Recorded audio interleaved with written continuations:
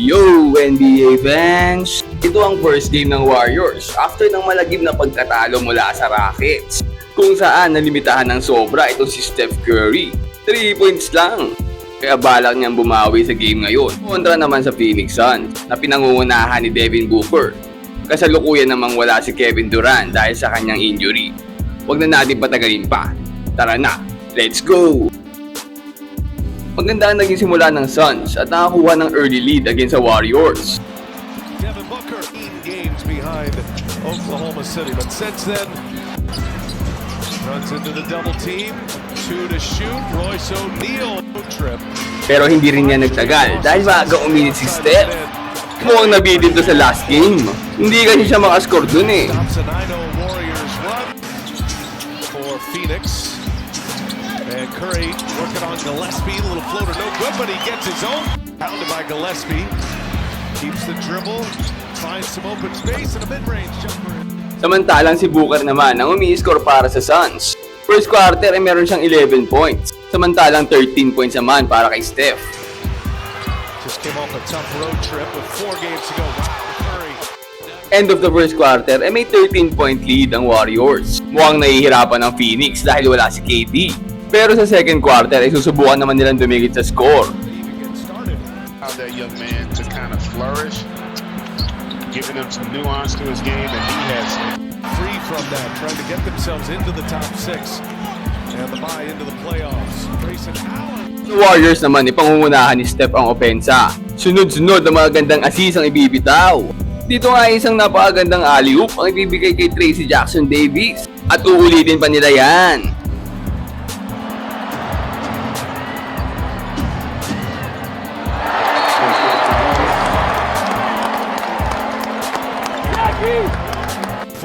Magkakasagutan naman sila ni Booker dito ng score. Santos tries to guard him. has definitely been struggling here of late. Another turnover by Phoenix. Stephen Curry goes coast to coast, lays it in with a left hand. He is so smart. Napakaganda naman ang gagawin ni Podziemski. Ang ganda ng fake.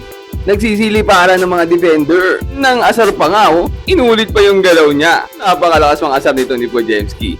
End of the second quarter at 69-43 ang score. 26-point lead. Third quarter talagang hindi pa rin malaman ng Suns kung paano dedepensahan si Curry. Nagdire-diretso nga dyan ang arangkada nila. Podziemski gives it up. Curry drives it and wow. With me. Dalawang malupit na dunks pa ang bibigay ni Moody at Butler. Devin Booker went for right. And then you leave Jimmy Butler open. The sea parted for him. Jimmy Butler finishing above the rim. He can do this. You see that Butler steal, and the number that I think the coaches love the most. Tinambakan ng mahigit isang buwan tong Phoenix. Dito nga mapapansin natin tinatamad na yung mga players ng Suns lumipensa. Hindi pwede yan sa ating mga Pinoy.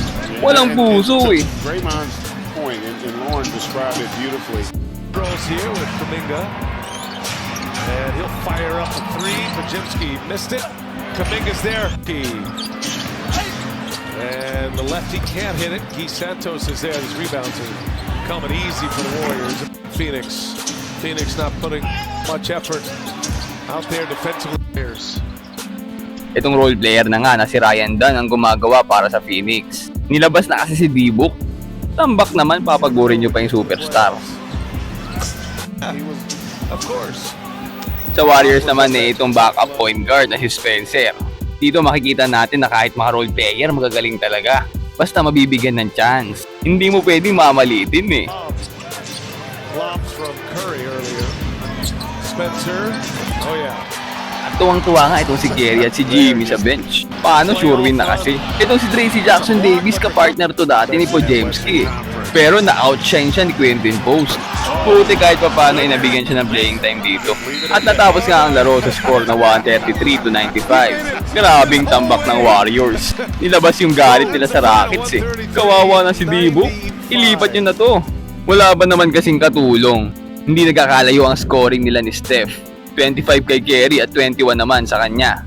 Sabi nga nito sa post-game interview, ay wala raw winning habits ang mga players ng Suns ngayon.